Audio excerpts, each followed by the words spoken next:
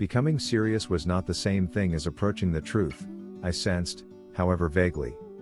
But death was a fact, a serious fact, no matter how you looked at it.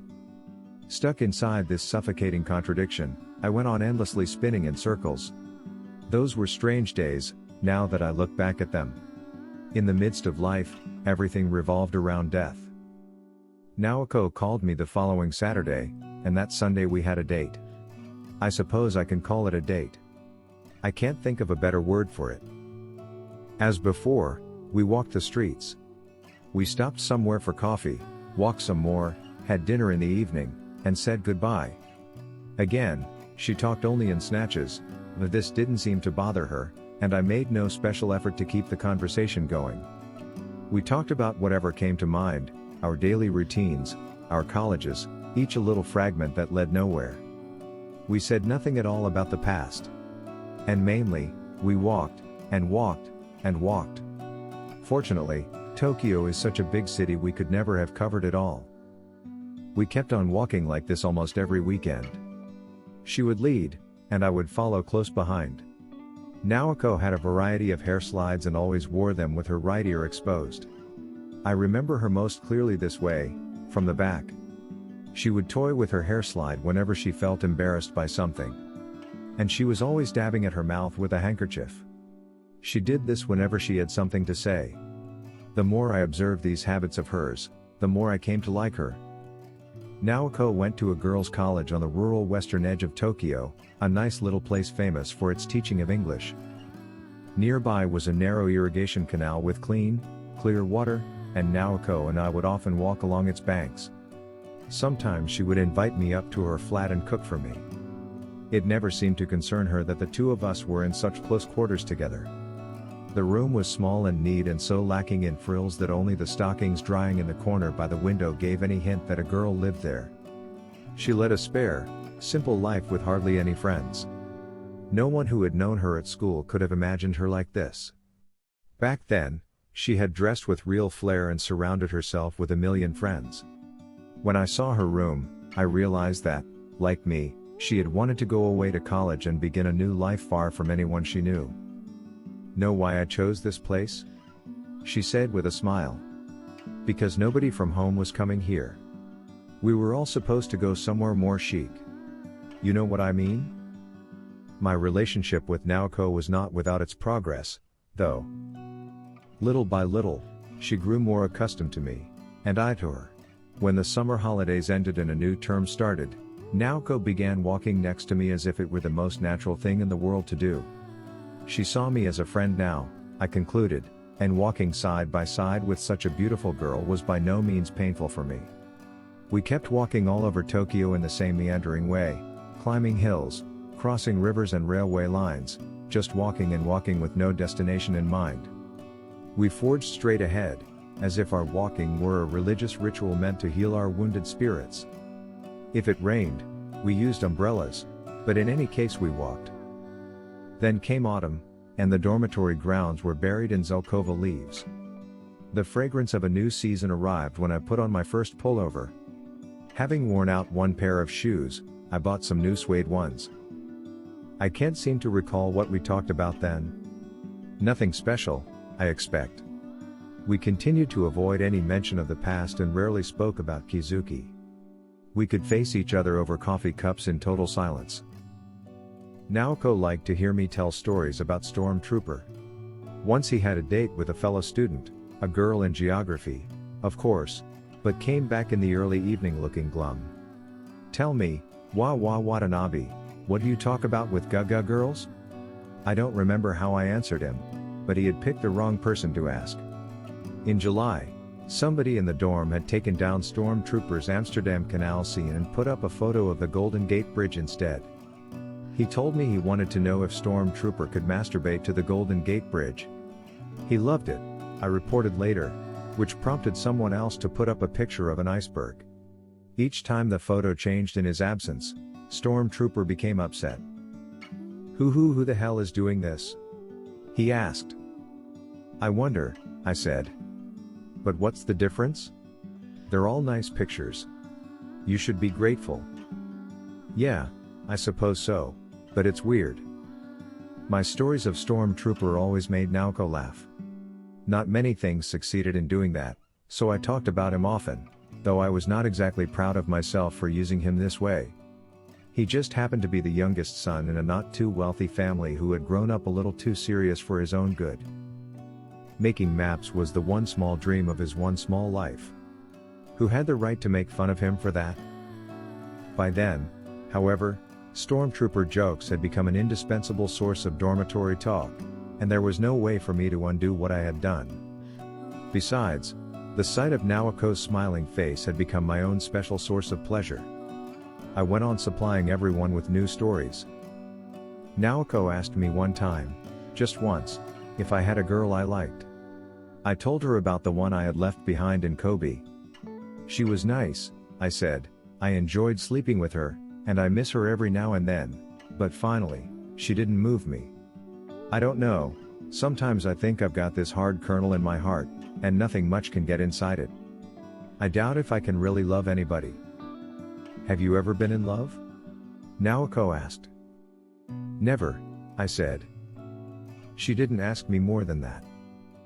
When autumn ended and cold winds began tearing through the city, Naoko would often walk pressed against my arm. I could sense her breathing through the thick cloth of her duffel coat.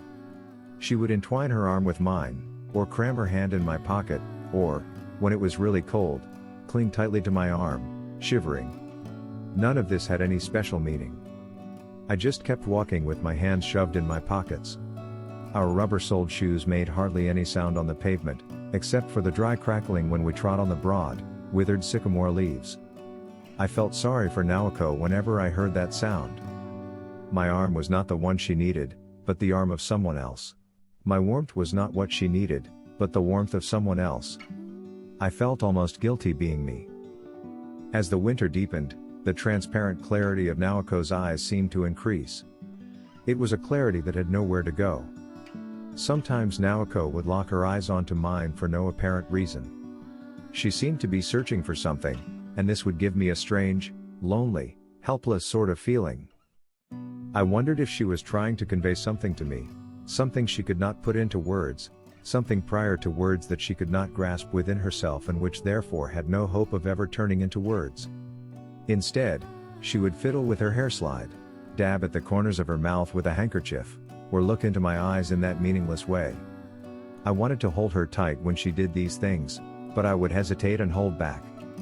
I was afraid I might hurt her. And so the two of us kept walking the streets of Tokyo, Naoko searching for words in space. The guys in the dorm would always tease me when I got a call from Naoko or went out on a Sunday morning. They assumed, naturally enough, that I had found a girlfriend. There was no way to explain the truth to them, and no need to explain it, so I let them think what they wanted to. I had to face a barrage of stupid questions in the evening. What position had we used? What was she like down there? What color underwear had she been wearing that day? I gave them the answers they wanted. And so I went from 18 to 19. Each day the sun would rise and set, the flag would be raised and lowered. Every Sunday I would have a date with my dead friend's girl. I had no idea what I was doing or what I was going to do. For my courses I would read Claudel and Racine and Eisenstein, but they meant almost nothing to me. I made no friends at the lectures, and hardly knew anyone in the dorm. The others in the dorm thought I wanted to be a writer because I was always alone with a book, but I had no such ambition. There was nothing I wanted to be. I tried to talk about this feeling with Naoko. She, at least, would be able to understand what I was feeling with some degree of precision, I thought. But I could never find the words to express myself. Strange, I seemed to have caught her word-searching sickness. On Saturday nights I would sit by the phone in the lobby, waiting for Naoko to call. Most of the others were out, so the lobby was usually deserted. I would stare at the grains of light suspended in that silent space, struggling to see into my own heart. What did I want? And what did others want from me? But I could never find the answers.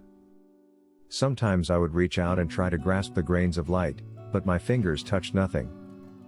I read a lot, but not a lot of different books. I liked to read my favorites again and again. Back then it was Truman Capote, John Updike, F. Scott Fitzgerald, Raymond Chandler, But I didn't see anyone else in my lectures or the dorm reading writers like that.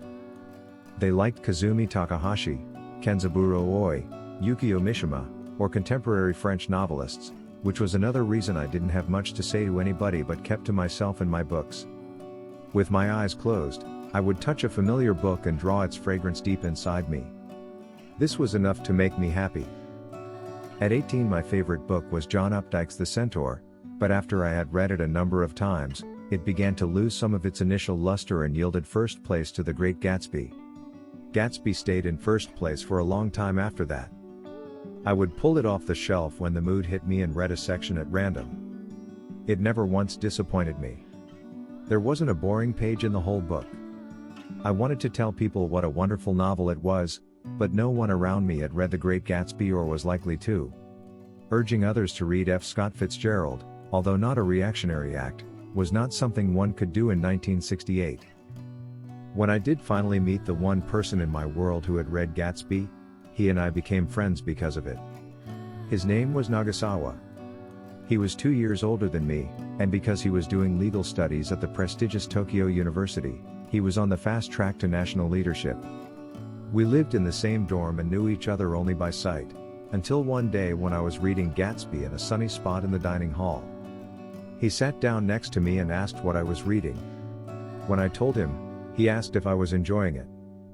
"This is my third time," I said, "and every time I find something new that I like even more than the last." "This man says he has read The Great Gatsby 3 times, he said as if to himself. "Well, any friend of Gatsby is a friend of mine." And so we became friends. This happened in October. The better I got to know Nagasawa, the stranger he seemed. I had met a lot of weird people in my day, but none as strange as Nagasawa. He was a far more voracious reader than me, but he made it a rule never to touch a book by any author who had not been dead at least 30 years. "That's the only kind of book I can trust," he said. "It's not that I don't believe in contemporary literature," he added, "but I don't want to waste valuable time reading any book that has not had the baptism of time. Life is too short." Gatsby, he and I became friends because of it. His name was Nagasawa. He was 2 years older than me, and because he was doing legal studies at the prestigious Tokyo University, he was on the fast track to national leadership. We lived in the same dorm and knew each other only by sight, until one day when I was reading Gatsby in a sunny spot in the dining hall. He sat down next to me and asked what I was reading. When I told him, he asked if I was enjoying it. "This is my third time," I said, "and every time I find something new that I like even more than the last." "This man says he has read The Great Gatsby 3 times, he said as if to himself. "Well, any friend of Gatsby is a friend of mine." And so we became friends. This happened in October. The better I got to know Nagasawa, the stranger he seemed. I had met a lot of weird people in my day, but none as strange as Nagasawa. He was a far more voracious reader than me, but he made it a rule never to touch a book by any author who had not been dead at least 30 years. "That's the only kind of book I can trust," he said. "It's not that I don't believe in contemporary literature," he added, "but I don't want to waste valuable time reading any book that has not had the baptism of time. Life is too short." "What kind of authors do you like?" I asked, speaking in respectful tones to this man 2 years my senior. "Balzac, Dante, Joseph Conrad, Dickens," he answered without hesitation. "Not exactly fashionable. That's why I read them. If you only read the books that everyone else is reading, you can only think what everyone else is thinking. That's the world of hicks and slobs. Real people would be ashamed of themselves doing that. Haven't you noticed, Watanabe? You and I are the only real ones in this dorm. The other guys are crap." This took me off guard. "How can you say that?" "'Cause it's true. I know. I can see it. It's like we have marks on our foreheads. And besides, we've both read The Great Gatsby." I did some quick calculating. "But Fitzgerald's only been dead 28 years, I said. "So what? 2 years? Fitzgerald's advanced." No one else in the dorm knew that Nagasawa was a secret reader of classic novels, nor would it have mattered if they had. Nagasawa was known for being smart. He breezed into Tokyo University, he got good marks, he would take the civil service exam, join the foreign ministry, and become a diplomat. He came from a wealthy family. His father owned a big hospital in Nagoya, and his brother had also graduated from Tokyo, gone on to medical school, and would one day inherit the hospital. Nagasawa always had plenty of money in his pocket, and he carried himself with real dignity. People treated him with respect, even the dorm head. When he asked someone to do something, the person would do it without protest. There was no choice in the matter. Nagasawa had a certain inborn quality that drew people to him and made them follow him. He knew how to stand at the head of the pack, to assess the situation, to give precise and tactful instructions that others would obey.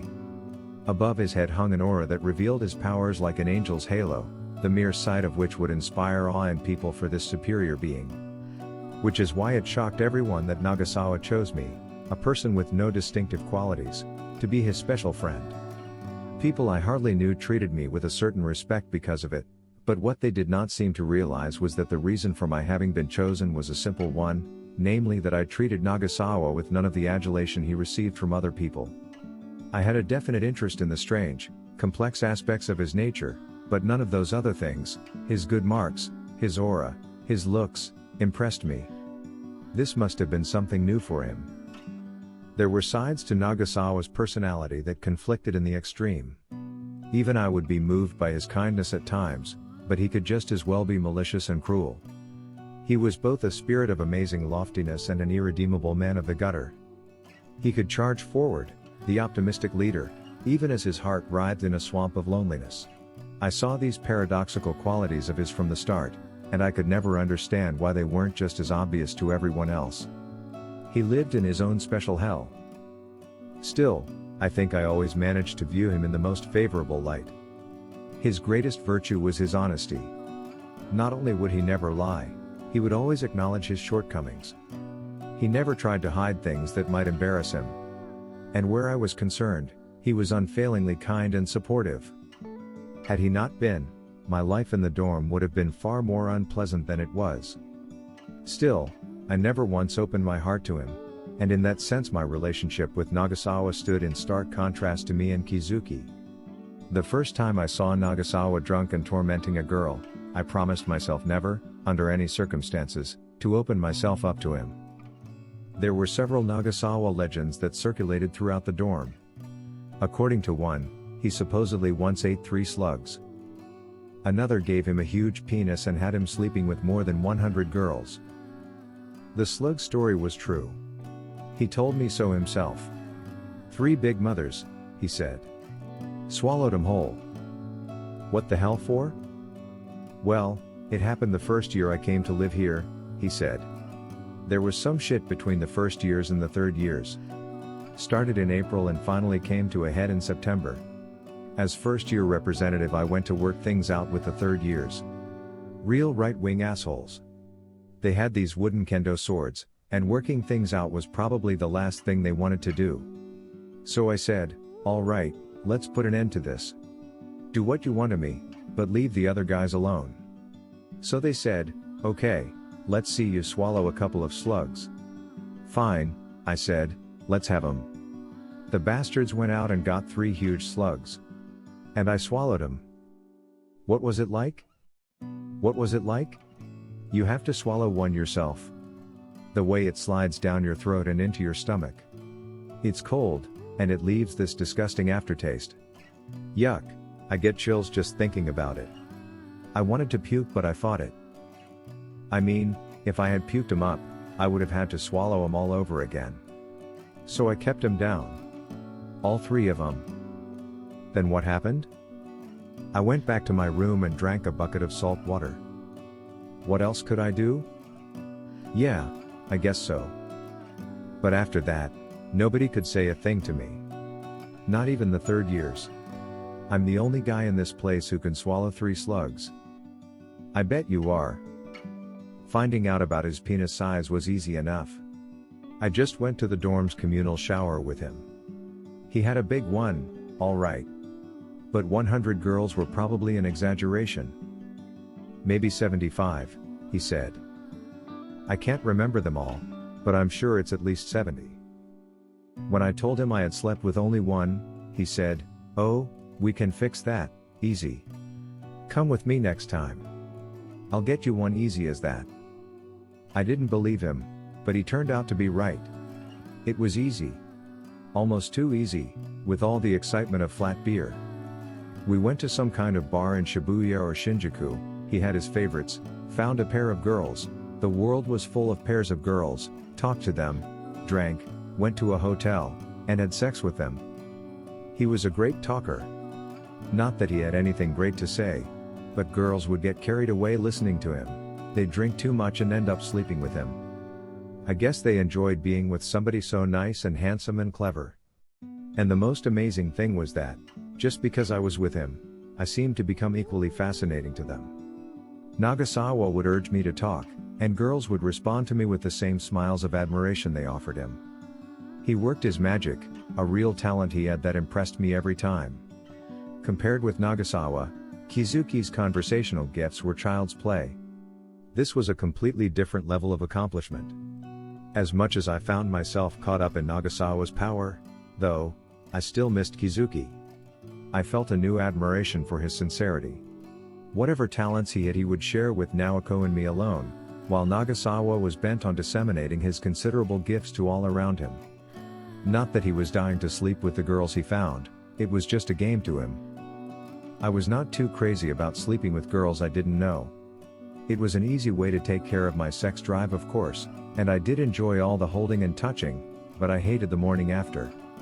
I'd wake up and find this strange girl sleeping next to me, and the room would reek of alcohol, and the bed and the lighting and the curtains had that special love hotel garishness, and my head would be in a hungover fog. Then the girl would wake up and start groping around for her knickers, and while she was putting on her stockings she'd say something like, "I hope you used one last night. It's the worst day of the month for me." Then she'd sit in front of a mirror and start grumbling about her aching head or her uncooperative makeup while she redid her lipstick or attached her false eyelashes. I would have preferred not to spend the whole night with them, but you can't worry about a midnight curfew while you're seducing women, which runs counter to the laws of physics anyway, so I'd go out with an overnight pass. This meant I had to stay put until morning and go back to the dorm filled with self-loathing and disillusionment, sunlight stabbing my eyes, mouth coated with sand, head belonging to someone else. When I had slept with 3 or 4 girls this way, I asked Nagasawa, "After you've done this 70 times, doesn't it begin to seem kind of pointless?" "That proves you're a decent human being," he said. "Congratulations. There is absolutely nothing to be gained from sleeping with one strange woman after another. It just tires you out and makes you disgusted with yourself. It's the same for me. So why the hell do you keep it up?" Hard to say. Hey, you know that thing Dostoevsky wrote on gambling? It's like that. When you're surrounded by endless possibilities, one of the hardest things you can do is pass them up. See what I mean? Sort of. Look. The sun goes down. The girls come out and drink. They wander around, looking for something. I can give them that something. It's the easiest thing in the world, like drinking water from a tap. Before you know it, I've got them down. It's what they expect. That's what I mean by possibility. It's all around you. How can you ignore it? You have a certain ability and the opportunity to use it. Can you keep your mouth shut and let it pass? I don't know.